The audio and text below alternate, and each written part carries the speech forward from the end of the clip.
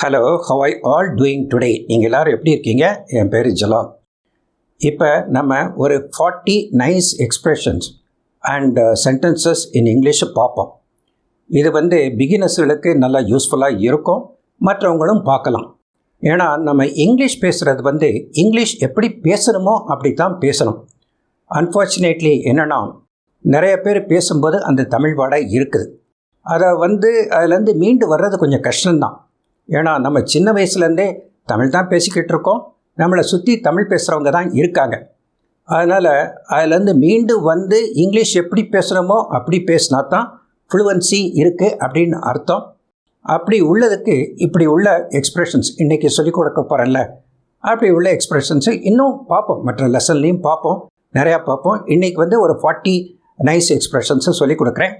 அதை நீங்கள் பழகி அதுபடி பேசுங்க. அப்போ இங்கிலீஷ் பேசுகிற மாதிரி இருக்கும். ஸோ இன்றைக்குள்ள லெசனை பார்ப்போம். Here we go. அந்த ஹியர் வி கோ அப்படிங்கிறது கூட ஒரு நைஸ் எக்ஸ்ப்ரெஷன். இதுக்கு லிட்ரலாக ட்ரான்ஸ்லேட் பண்ண முடியாது. நம்ம இப்போ போகலாம் அப்படின்னு சொல்ல முடியாது. அதுக்கு என்ன அர்த்தம்னா, ஹியர் வி கோ அப்படிங்கிறதுக்கு வாங்க, பார்க்கலாம், தொடங்கலாம் இன்றைக்குள்ள லெசனை அப்படின்னு அர்த்தம். Here we go. The first one is, it looks like it's going to rain. அந்த லுக்ஸ் லைக் அப்படிங்கிறதுக்காக வேண்டி தான் இந்த சென்டென்ஸை சொல்லியிருக்கேன். இதை நீங்கள் சொல்லி பழகுங்க. It looks like it's going to rain. மழை பெய்யும் போல் இருக்கிறது. ஷாக்ட் அண்ட் சர்ப்ரைஸ்ட், ஒரு ஆச்சரியமாகவும் அதிர்ச்சியாகவும் இருக்கிறதுக்கு எப்படி சொல்லலான்னு பாருங்க. ஐ ஆம் டேக்கன் அபேக். ஐ ஆம் டேக்கன் அபேக் அப்படி சொல்லலாம். ஐ ஆம் ஷெல் ஷாக்ட் அப்படி சொல்லலாம். Shell shocked. It's a bolt from blue. It's a bolt from blue. மின்னல் இடி விழுந்த மாதிரி இருக்குது, அதிர்ச்சியாகவும் ஆச்சரியமாகவும் இருக்குது. It's a bolt from blue. It's a rude shock. Rude ஷாக்னா ஒரு முரட்டுத்தனமாக இருக்கிறது. It's a rude shock. And I was stunned அப்படின்னு சொல்லலாம். I was stunned. And the third one is, I must get going now. நான் இப்போ போகணும். I must get going now. Will catch up later. பின்னால் பார்க்கலாம். வில் கேட்ச் அப் லேட்டர் அப்படிங்கிறது. I feel like having an ice cream. அந்த I feel like அப்படிங்கிறக்காண்டி தான் இந்த sentence சொல்கிறேன். I feel like having an ice cream. Ice cream சாப்பிடணும் போல தோணுது. Have something to eat. ஏதாவது சாப்பிடேன். No, I am ton. எனக்கு இப்போ இல்லை, முடிச்சிட்டேன், எனக்கு சாப்பாடு வேண்டாம் அப்படிங்கிற மாதிரி. Have something to eat. No, I am done. Be comfortable. Please sit on the sofa அப்படின்ட்டு உங்களை சொல்கிறாரு. நீங்கள் சொல்கிறீங்க ஐ ஆம் குட். நம்ம ஒரு சேரில் உட்காந்துருக்கீங்க, சோஃபாவில் உட்காராம, அப்போ சொல்கிறீங்க ஐ ஆம் குட் அப்படின்னு சொல்கிறீங்க. நான் நல்லா தான் இருக்கிறேன் அப்படிங்கிற மாதிரி. Did you understand? Did you get it அப்படின்ட்டு கேட்குறாங்க. I got it. I got இட்னு சொல்லலாம். ஐ காட் இட்னா I understood. Yeah, I know அப்படிங்கிற மாதிரி. Will you do it for me? நீங்கள் எனக்காண்டி செய்வீங்களா? எஸ் ஐ வில் அப்படின்னு சொல்லலாம். I will do it for you அப்படின்ட்டு ரிப்பீட் பண்ணணும் அவசியம் இல்லை. Yes I will. How's your business? உங்கள் பிஸ்னஸ் எப்படி இருக்குது? இல்லாட்டா ஹவ் ஆர் யுவர் ஸ்டடீஸ் அப்படின்லாம் கேட்காம். So far so good. இது வரைக்கும் நல்லா தான் இருக்குது அப்படிங்கிறக்கு so far so good. He didn't get through the exam. Oh how sad. அவன் எக்ஸாமில் பாஸ் பண்ணல அப்படின்ட்டு ஒருத்தர் சொல்கிறாரு. நீங்கள் சொல்கிறீங்க ஓ ஹவு சேட் அப்படின்ட்டு. எவ்வளவு வருத்தமான செய்தி. ஓ ஹவு சேட் அப்படிங்கிற. He washed his hands off. அவர் கையை கழுவிட்டார். He washed his hands off. அவர் கையை கழுவி விட்டார். Hey, cool down. Don't be angry. Don't be upset. Hey, cool down. கொஞ்சம் அமைதியாயிரு. கோவப்பட வேண்டாம், வருத்தப்பட வேண்டாம் அப்படின்னு சொல்கிறாரு. All done on time அப்படின்ட்டு ஒருத்தர் சொல்கிறாரு உங்கள்கிட்ட. All done on time அப்படின்ட்டு. கூல் அப்படிங்கிறீங்க. COOL கூல் அப்படிங்கிறங்க. ஓ குட் அப்படிங்கிற மாதிரி. ரொம்ப ஹாப்பியாக இருக்கிறதா சொல்கிறதுக்கு கூல் அப்படிங்கிறீங்க. Please drop in some time. Please keep in touch with me. Please drop in some டைம்னா இங்கே வாங்க, அடிக்கடி எங்கள் வீட்டுக்கு வாங்க அப்படின்னு சொல்கிற மாதிரி. Please drop in some time. Please keep in touch.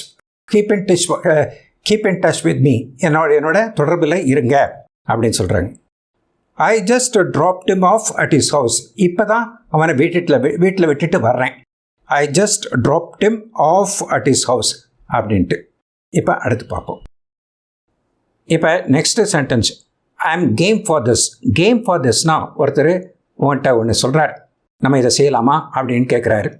S I will also try அப்படின்னு சொல்கிற மாட்டி I will also join you and try அப்படின்னு சொல்கிறதுக்கு பதிலாக I am game for this, நான் I am willing to try அப்படிங்கிற மாதிரி, எனக்கு அதை ட்ரை பண்ணுறதுல இஷ்டமாக இருக்குது அப்படின்னு சொல்கிறதுக்கு I am game for this அப்படின்னு சொல்லலாம்.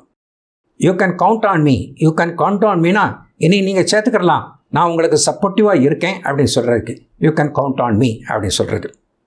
You rock, you are great, you ராக்னா நீங்கள் நல்லா செய்கிறீங்க, யூ ஆர் கிரேட், நீங்கள் பெரிய ஆள் தான் அப்படின்னு சொல்கிறாங்க.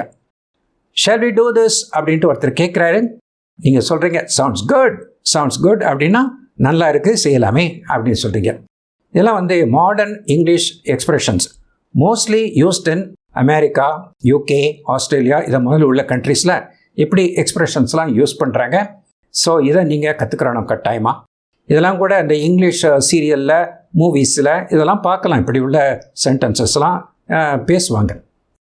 Next sentence, he is down to earth. He is down to எர்த்னா அவன் பெரிய ஆளாக, even though he is so great, he is not floating in thin air, அப்படி ஏரில் அப்படி மிதந்துக்கிட்டு வரல, he is not floating, he is down to earth, கீழே பூமியில் தான் இருக்கார், அதாவது he is a practical man அப்படிங்கிற மாதிரி.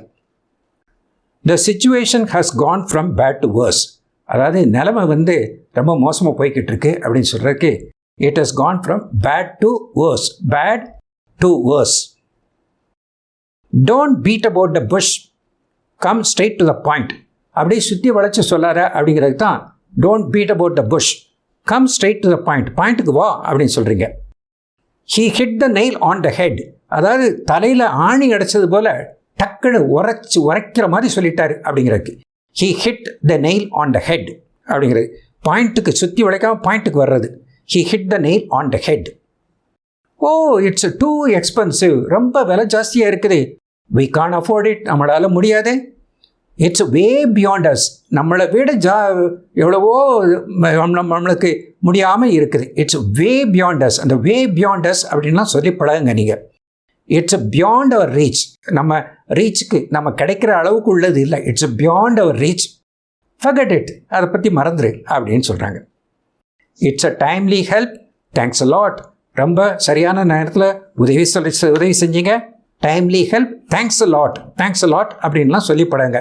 தேங்க்ஸ்ன்னு சொல்லாமல் தேங்க்ஸ் அ லாட் அப்படின்னு சொல்லி பழகுங்க. The weather forecasters cry wolf about the heavy rains. Weather ஃபோர்காஸ்டர்ஸ்னால் அந்த வானிலை பற்றி சொல்கிறாங்க. க்ரை வுல்ஃப்னா அவங்க ரொம்ப பயமுறுத்திக்கிட்டே இருப்பாங்க, அதாவது storm is going to come, it's going to rain very heavily அப்படி இப்படின்ட்டு கொஞ்சம் பயமுறுத்திக்கிட்டே இருப்பாங்க. ஆனால் கடைசியில் பார்த்தோம்னா அப்படி நடக்காமல் கூட போகும். ஸோ அதனால் தே ஆர் க்ரைங் வுல்ஃப், அதாவது புலி வருது அப்படின்னு சொல்கிற மாதிரி they are crying wolf. It's a tough job but he manage to pull it off. எவ்வளவோ கஷ்டமான ஜாபாக இருந்தாலும் he manage to pull it off. Pull it ஆஃப்னா இந்த இடத்துல அவர் செய்துட்டாரு அப்படின்னு அர்த்தம். புல் இட் ஆஃப்னா இழுத்துட்டாருன்னு அர்த்தம் இல்லை, அவர் செய்துட்டாரு. Even though it's a tough job he manage to pull it off அப்படின்னு சொல்கிறீங்க. He is trying to butter me up for some favours, என்கிட்ட உதவி எதிர்பார்க்கறதுக்காண்டி he is trying to butter me. பட்டர்னா வெண்ணெய் தடவுறது, ஐஸ் வைக்கிறது, அதாவது அப்படி அனாவசியமாக ஃப்ளாட்டர் பண்ணுறது. ஃப்ளாட்டரிங்னா புகழ்கிறது. He is trying to butter me up for some favours, அதாவது வெண்ணெயை தடவுறது. பட்டர்னா வெண்ணெய், அப்படி நம்ம இன்டர்ப்ரெட் பண்ணக்கூடாது. அவர் ரொம்ப ஐஸ் வைக்கிறான்ப்பா எனக்கு அப்படின்னு சொல்லலாம். If you don't you will lose your touch. You will lose your டச்சுங்கிற வேர்டை இது பண்ணலாம். If you don't practice you will lose your touch. உங்கள் பயிற்சியை செய்யவில்லைன்னா நீங்கள் தொடர்பை you will lose your touch, அதாவது டச் இல்லாமல் போயிடும் அப்படின்னு சொல்லுவோம்ல, you will lose your touch. I am badly in need of some money. Badly in need of some money, எனக்கு மணிக்கு ரொம்ப அவசியமாக இருக்குது அப்படின்னு சொல்கிறதுக்கு badly in need of some money, badly in need அப்படின்ட்டு சொல்லி பழகிக்குவாங்க. இப்போ அடுத்து பார்ப்போம். இப்போ நெக்ஸ்ட்டு பார்க்கலாம். He lives a hand to mouth existence, அதாவது கைக்கும் வாய்க்கும் இல்லாமல் கஷ்டப்பட்டு இருக்கிறார் அப்படிங்கிறதுக்கு he lives a hand to mouth existence. He is barely surviving with meagre income. கொஞ்சம் வருமானத்தில் ஹீ இஸ் பேர்லி சர்வைவிங், ரொம்ப கஷ்டப்பட்டு இருக்கார், வாழ்கிறாரு. He is barely surviving. He is a sole bread winner for the family. ஃபேமிலிக்கு அவர் ஒருத்தர் தான் சம்பாத்தியத்தில் உள்ளவர். Soul bread winner. பிரெட்னா நம்ம ரொட்டி, பிரெட் வின்னர்னா சம்பாத்தியத்தில் உள்ளவர் அப்படின்னு அர்த்தம். He is a sole bread winner for the family. Things can get out of hands if we don't contain the spread of virus. இப்போ வைரஸ் பரவுறதை நம்ம தடுக்காமல் விட்டுட்டோம்னா things can get out of hands. Out of ஹேண்ட்ஸ்னால் ஒரு control இல்லாமல் போயிடும். we can't afford to throw caution to the winds. caution to the windsனா caution to the windsனா ஒரு கவனம் இல்லாமல் சட்டை பண்ணாமல் கவனக்குறைவாக இருக்கிறதுக்கு பேர் தான் we cannot afford to throw caution to the winds. அந்த caution to the winds அப்படிங்கிறது ஒரு எக்ஸ்பிரஷன், நீங்கள் பார்த்துக்கோங்க.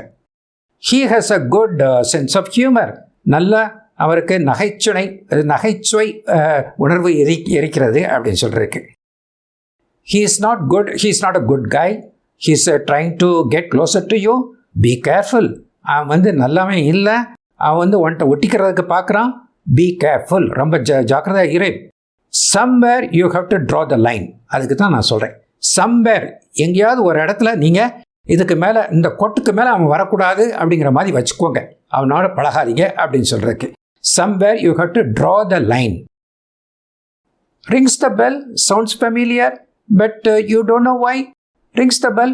அவரை ஒருத்தர் பார்க்குறீங்க, எங்கேயோ பார்த்த மாதிரி இருக்கே அப்படின்ட்டு சொல்கிறீங்க. rings the bell அப்படின்னா ஒரு ஏதோ மணி அடிக்குது போல் இருக்கு, தெரிந்த மாதிரி இருக்குது, ஆனால் ஆக்சுவலாக எங்கன்ட்டு சொல்ல முடியல அப்படிங்கிறது தான் rings the bell அப்படின்ட்டு.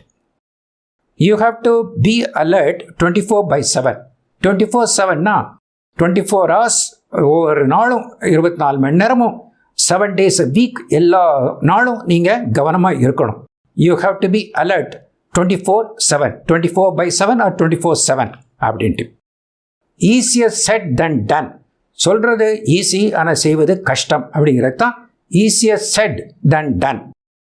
he has got a good job. நல்ல ஜாபில் இருக்காரு. I think it's going to be a turning point in his life. அவருடைய வாழ்க்கையில் இதுதான் ஒரு திருப்பமாக இருக்கும் அப்படின்னு நினைக்கிறேன்.